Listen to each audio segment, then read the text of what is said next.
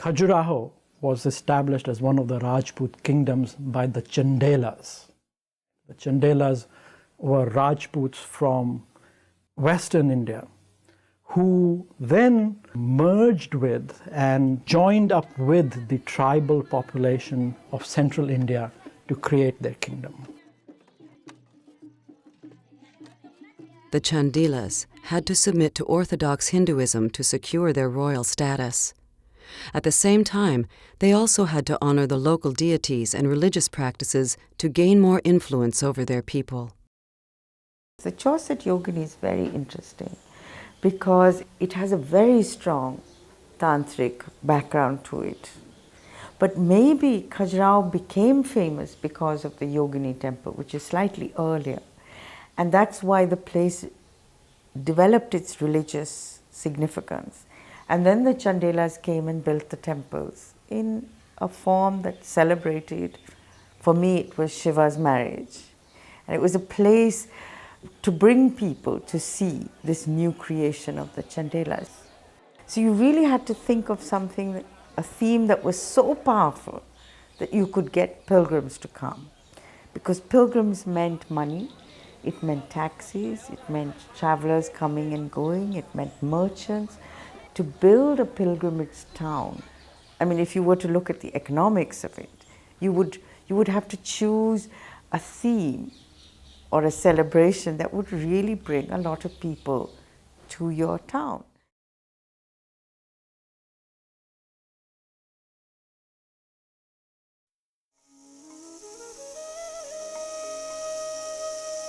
Today, the remaining 23 temples surrounding Khajuraho are designated a World Heritage Site by UNESCO.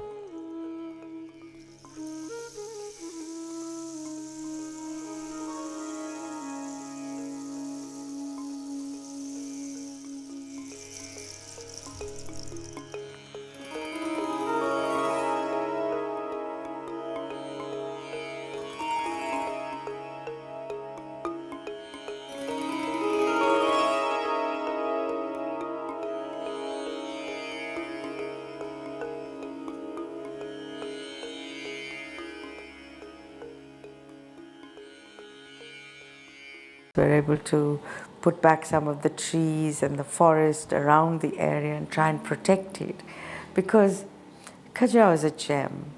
It gives us something that every one of us, I think, can respond to. The fun and the joy and the celebration that is there in Khajuraho, I think each one of us gets touched by this very special place.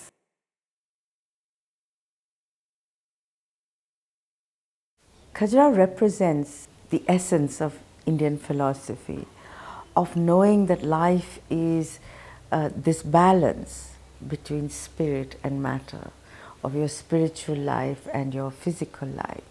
It's a balance between nature and human beings. It's the balance between work and pleasure. It's an amazing place. It affected me in so many ways and brought certain kind of perspective in my life, because once you understand the fun and the joy and the celebration that is there in Khajuraho, you understand life as something that's more than just work. It has a relevance that's there. It has a resonance.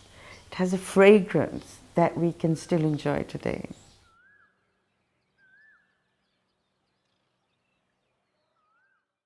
If you see the profile of Khajuraho, any detail also has a little temple, which is of the same shape as the whole temple. Like we talk about fractal geometries today, which is also part of the idea that the whole cosmos can be seen in detail or in its totality.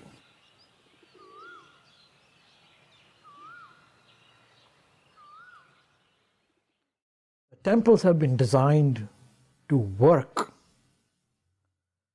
in their formal composition from the human eye level at the ground. When you stand in front of the temples and look straight up, you will see that each successive layer of the temple perfectly kind of envelops the other one. It's a fantastic characteristic of these temples. You can see how it all hangs together, so to speak. How you can ride the stairway to nirvana or moksha, or what we would call in Western civilization heaven.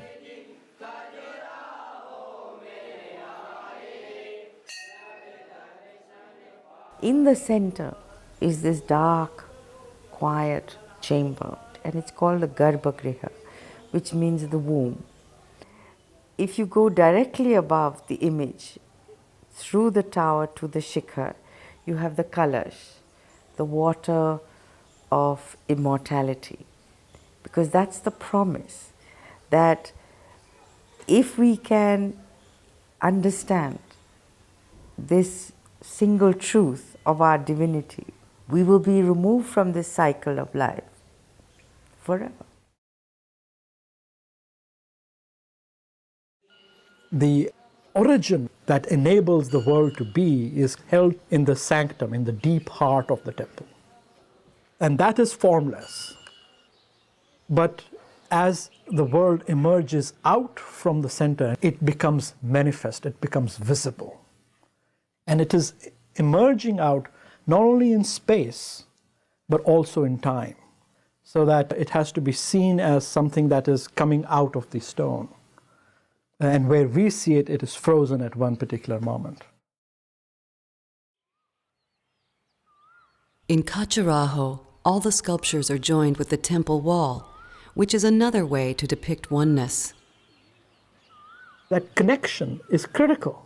The sculpture is connected not because people were just too lazy to sculpt on the inside, and actually the sculpture should be standing free.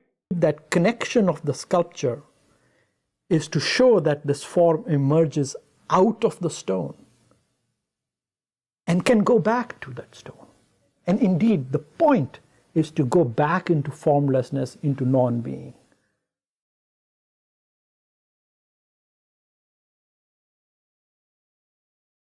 In each individual sculpture, the way the artist worked was, you take the sculpture and you choose the center, and that bindu, that is the dot, the center, from which everything begins. So every sculpture is the story of creation, in a way. You begin with the dot, and you create the sculptures with diagonal lines. Diagonal lines give you movement. On the horizontal, it is restful. On the vertical, it's aspiring upwards.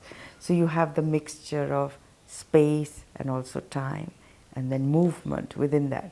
So if you have an arm moving out, it's suggesting time. To represent the male Shiva, you have the vertical triangle, and then you have the female triangle that goes downwards.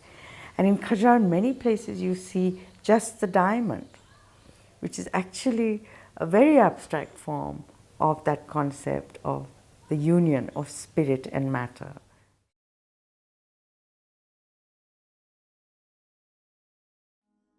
The mithunas, or sexual sculpture, are widespread, and there are a lot.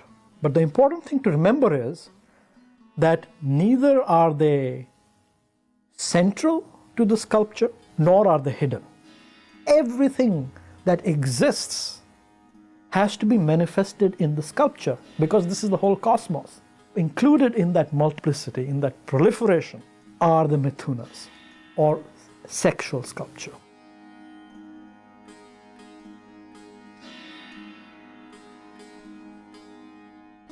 The figures carved at the base of the temple depict the whole gamut of mundane life.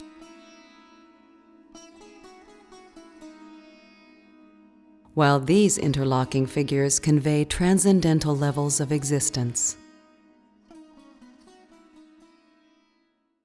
When you make a sculpture, how do you explain that coming together of spirit and matter, male and female?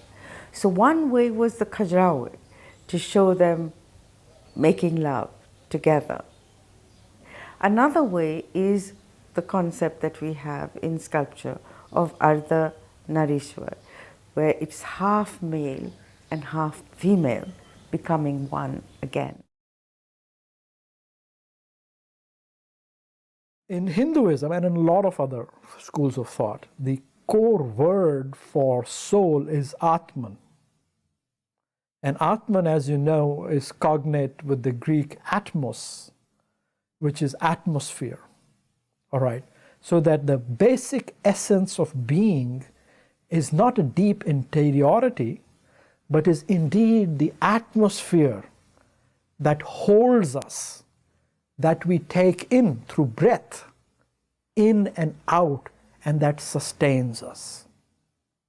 In the sculpture in Khajuraho, it is the breath or the prana of the universe which is considered to be held inside that sculpture for its being.